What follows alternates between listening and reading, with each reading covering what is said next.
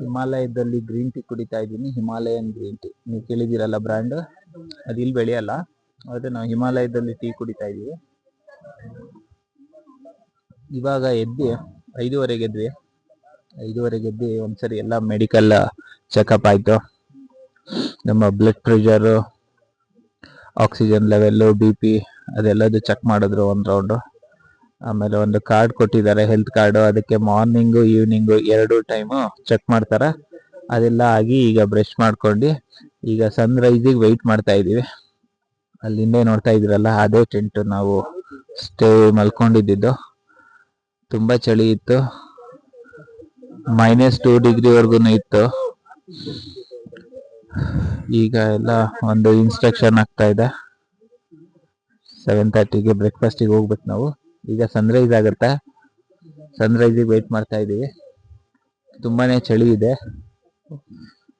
Tea ತುಂಬಾ taste ಇದೆ. ಇವರು ನಂಜುಂಡೇಶ್ವರ ಅವರು ಚಳಿಗೆ ನಡುಗ್ ಬಿಟ್ಟಿದ್ದಾರೆ. ಅಫ್ಕೋರ್ಸ್ ನಾರ್ಮಲಿ ಇದ್ದೇ ಇರುತ್ತೆ. ಬನ್ನಿ ಇಲ್ಲಿ ನೋಡಿ ನಮ್ಮ ಕ್ಯಾಂಪ್ ಸೈಟ್ ಹೇಗಿದೆ. ಅದು ನಮ್ಮ ಏನು ಟ್ರಕ್ ಲೀಡರ್ಸ್ ಅವರೆಲ್ಲ ಇರ್ತಾರೆ, ಅವರು ಸ್ಟೇ ಆಗೋವಂಥದ್ದು.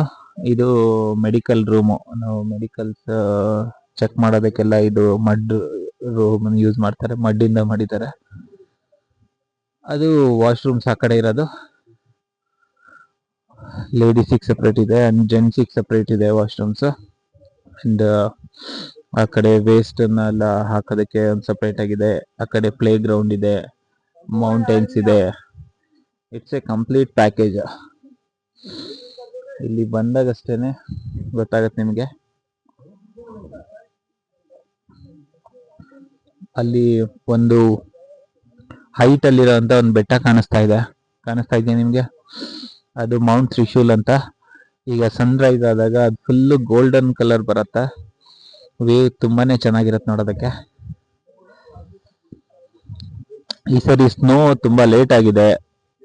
ಸ್ನೋ ಇದ್ದಿದ್ರೆ ಇಲ್ಲೆಲ್ಲ ಸ್ನೋ ಇರೋದು, ಯಾಕಂದ್ರೆ ಇಲ್ಲಿ 0 -ಡಿಗ್ರಿ ಇರುತ್ತೆ, ಮೆಲ್ಟ್ ಆಗೋದೇ ಇಲ್ಲ. ಇಲ್ಲಿ ಫುಲ್ಲು ಸ್ನೋ ಇರುತ್ತೆ. ಈ ಸರಿ ವೆದರ್ ಕಂಡೀಷನ್ ಸರಿ ಇಲ್ಲ, ಹಾಗಾಗಿ ಎಲ್ಲೂ ಸ್ನೋನೇ ಆಗಿಲ್ಲ ಹಿಮಾಲಯಸ್ ಅಲ್ಲಿ. ಓಕೆ.